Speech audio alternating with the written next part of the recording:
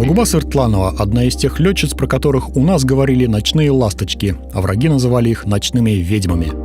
Среди женщин татарочек Героя Советского Союза заслужила в годы Великой Отечественной войны только одна – Магуба Гусейновна Хусаиновна Сыртланова.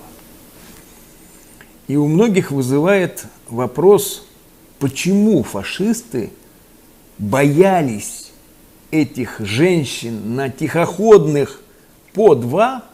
Скорость самолета этого самого По-2 где-то около 150-200 км в час. Летали они ночью, когда не было их видно и почти не слышно, на малой высоте и с небольшой скоростью. Магубе Сыртлановой удалось, по сути дела, выжить.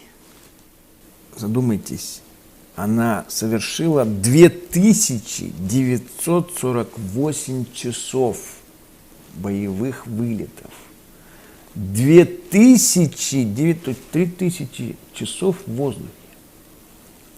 Считалось, что если летчик на этом бомбардировщике делал 25 вылетов и выживал при этом, ему уже в немецкой, например, армии давали высшее звание и пенсию.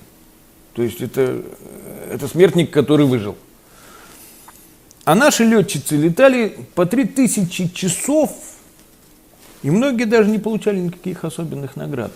На фронтах Великой Отечественной Магуба Сыртланова с декабря 1942-го сражалась на Северном Кавказе, Таманском полуострове, в Крыму, Белоруссии, Польше и Восточной Пруссии. 15 мая 1946 года удостоена звания Героя Советского Союза. После войны персональная пенсионерка Сыртланова жила в Казани, работала контролером ОТК на заводе «Электроприбор».